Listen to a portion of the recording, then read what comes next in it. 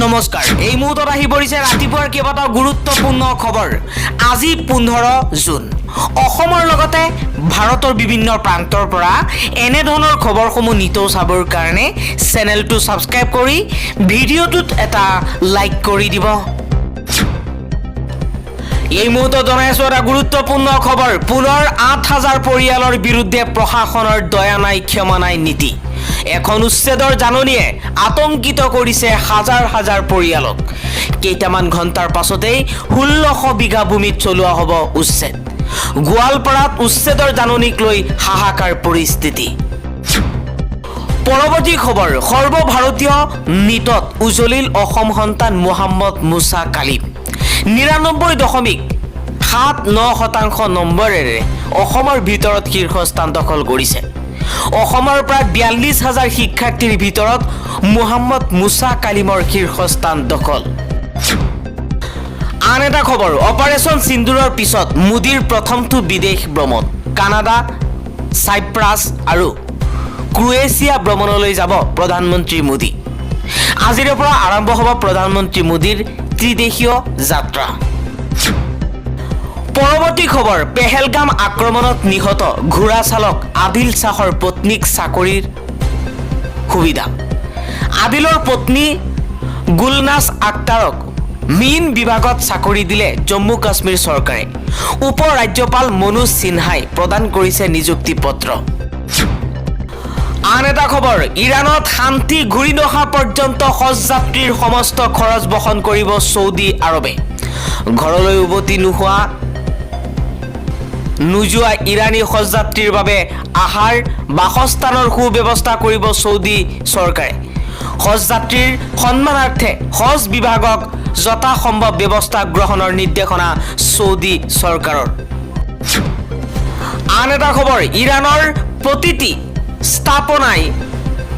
হামলা কৰাৰ হুংকাৰ দিছে ইজৰাইলৰ প্ৰধানমন্ত্ৰী বেঞ্জামিন নেতান্যাহুৱে কৈছে ইৰাণে ইজৰাইলৰ ৰাজধানীত আক্ৰমণ কৰি ডাঙৰ ভুল কৰিছে ইৰাণৰ প্ৰতিটো চহৰতে প্ৰতিটো ঠাইতে আক্ৰমণ কৰাৰ হুংকাৰ দিছে নেতান্যাহুৱে ইজৰাইলে প্ৰথমে আক্ৰমণ কৰিছিল ইৰাণৰ ৰাজধানীত কেইবাটাও পাৰমাণৱিক ঘাটিত লক্ষ্য কৰি আক্ৰমণ কৰিছিল ইজৰাইলৰ আক্ৰমণৰ পাছতেই প্ৰত্যুত্তৰ দিলে ইৰাণে ইজৰাইলৰ ৰাজধানীত কেইবাশ মিছাইলেৰে ড্ৰোনেৰে ভয়ংকৰ আক্ৰমণ চলাইছে আৰু এবাৰ এই আক্ৰমণৰ পাছতেই ইৰাণে পুনৰ হুংকাৰ দিছে যদি ভুলকৈ আকৌ ইজৰাইলে আক্ৰমণ কৰিবলৈ চেষ্টা কৰে তেনেহলে পৰিণাম ভয়ংকৰ হ'ব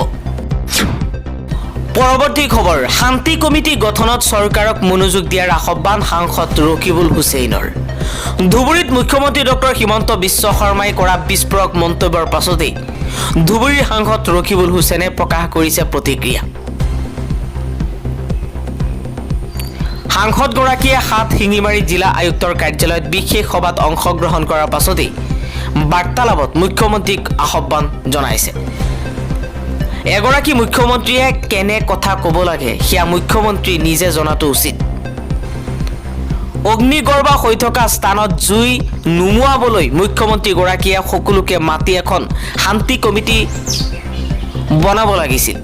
সকলো লোক মিলা প্ৰীতিৰে থাকিবলৈ শান্তি কমিটি গঠনত চৰকাৰে মনোযোগ দিয়াৰ আহ্বান সাংসদ ৰকিবুল হুছেইনৰ ধুবুৰীৰ সাংসদ ৰকিবুল হুছেইন মানকাছৰ বিধায়ক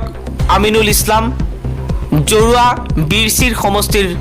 বিধায়ক হাজী ৱাজেদ আলী চৌধুৰীৰ লগতে জিলা প্ৰশাসন আৰু 23টা বিভাগৰ মাজত এই সভাখন অনুষ্ঠিত কৰা হৈছে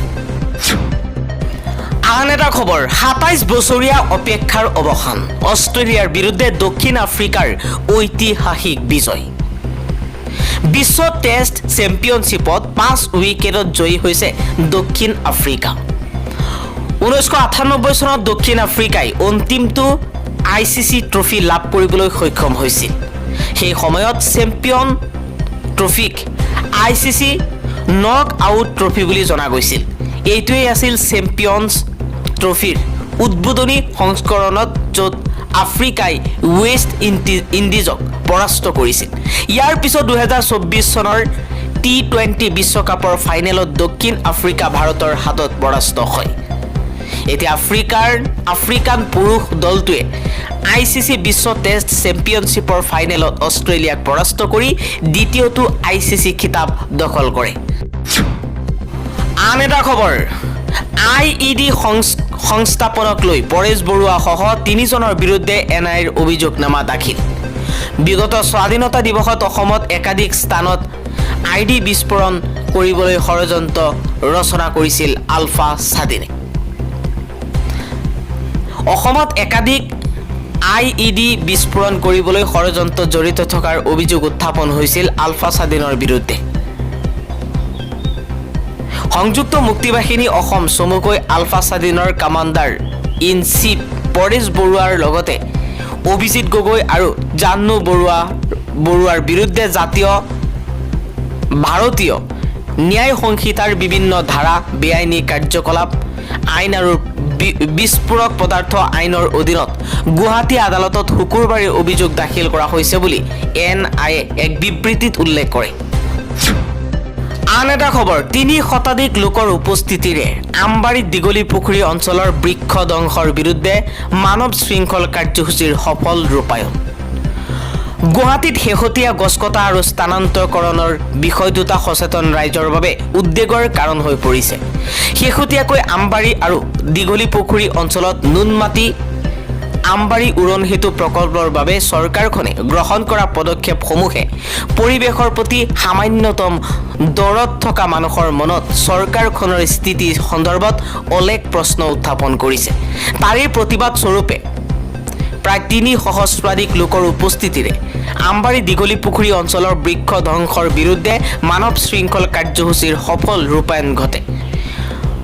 মহানগৰীক ছাত্ৰ, যুৱক, শিল্পী, সাহিত্যিক, ৰাজনৈতিক দলৰ প্ৰতিনিধিৰ অংশগ্ৰহণে বিষয়টোৰ তৎকালীন গুৰুত্ব স্পষ্ট কৰি তুলিছে। পৰিৱেশ ধ্বংসকাৰী উন্নয়ন নহয়, বহনক্ষম উন্নয়নত গুৰুত্ব দিয়ক চৰকাৰে।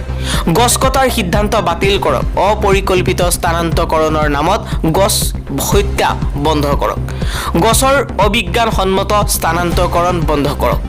চোৰৰ দৰে আন্ধাৰত গছ কটা নচলিব ইত্যাদি বিভিন্ন শ্লোগানেৰে উত্তাল হৈ পৰে মহানগৰীৰ সেউজ হৃদপিণ্ড ঐতিহ্যমণ্ডিত দীঘলী পুখুৰীৰ পাৰ।